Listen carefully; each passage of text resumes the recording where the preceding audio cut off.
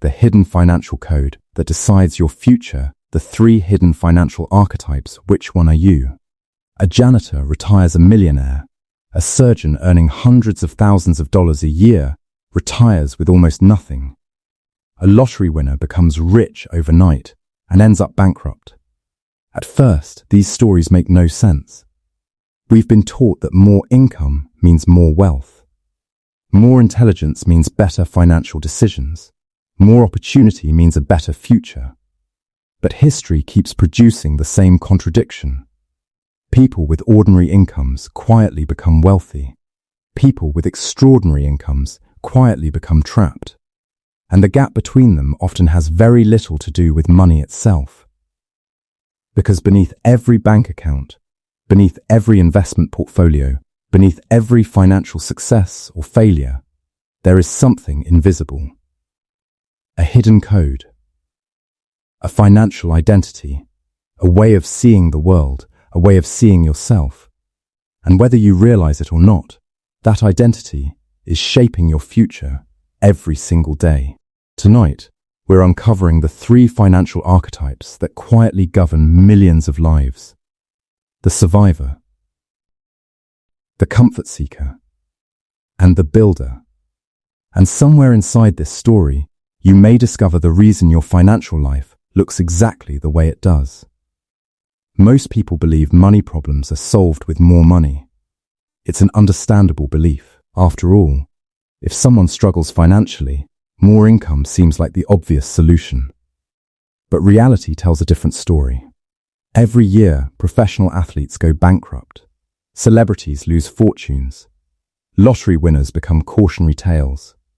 People who once had more money than they ever imagined find themselves back where they started. Or worse.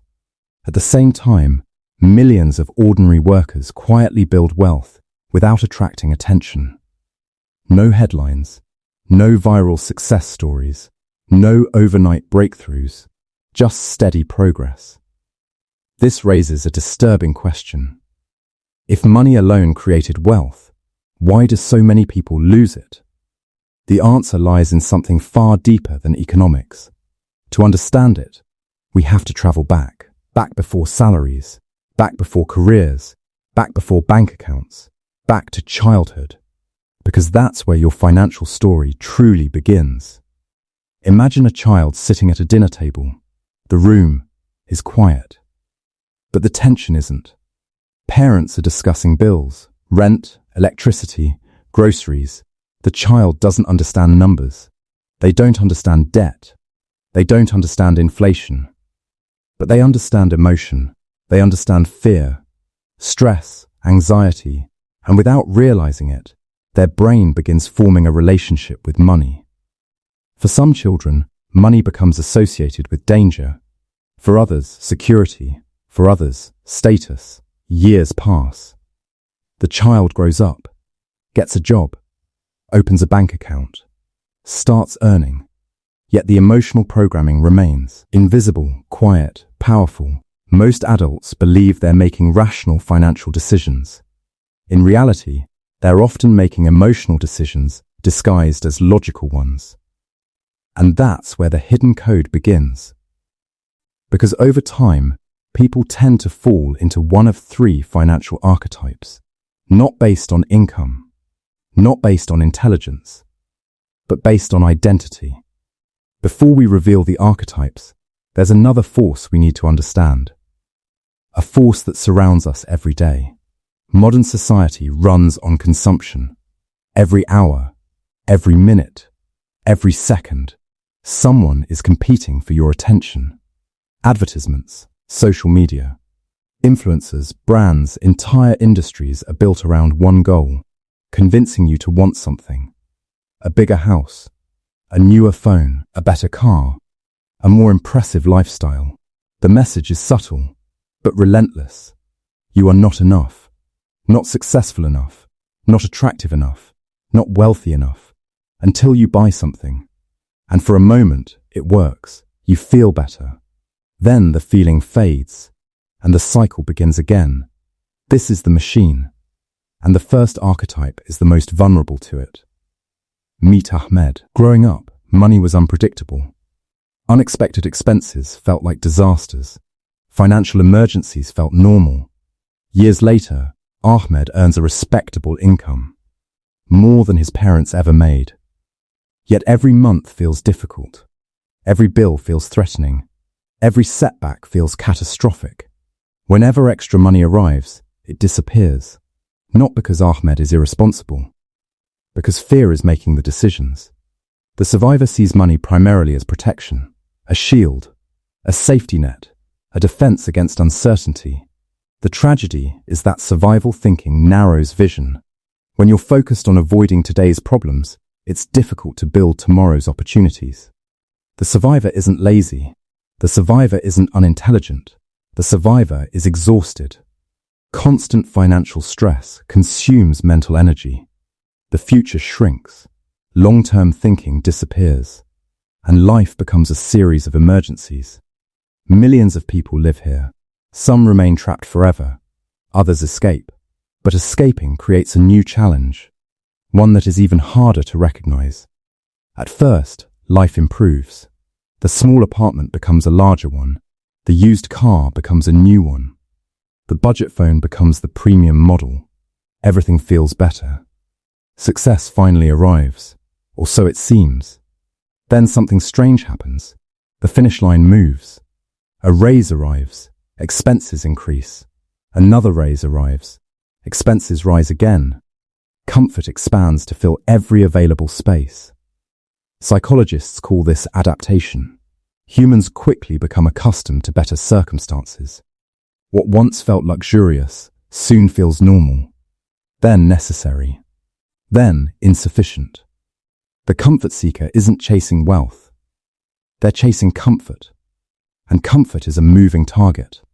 History is full of people who earned fortunes but accumulated little freedom. Because income rose, but lifestyle rose faster. The comfort seeker lives inside a beautiful cage, one decorated with convenience, status, and endless upgrades. The cage doesn't feel like a prison, which is precisely why it's so difficult to escape. But there is a third archetype, and everything changes here. Imagine two people receive the exact same $1,000. The first asks, "What can I buy?" The second asks, "What can this become?" That question changes everything. The builder sees money differently, not as a reward, not as protection, not as status, but as potential, a tool, a seed. Builders understand something history has demonstrated repeatedly. Freedom is built, not purchased. Money itself is not wealth. Money becomes wealth only when transformed into something productive.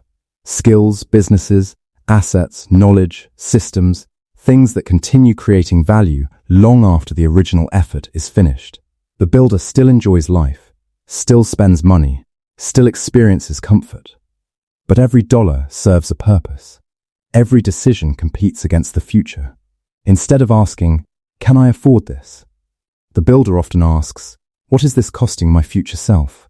And slowly, almost invisibly, their life begins to diverge from everyone else's.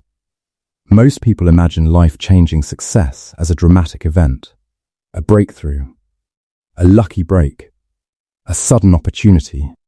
Reality is usually much less exciting and much more powerful. A small investment, repeated, a skill learned. Maintained, tiny actions, repeated for years. Compounding is one of the most misunderstood forces on earth, because it hides at first. For months, nothing seems different. For years, the gap appears insignificant. Then suddenly, the results become impossible to ignore. A river doesn't destroy a mountain through strength, it destroys it through persistence. And financial freedom works the same way.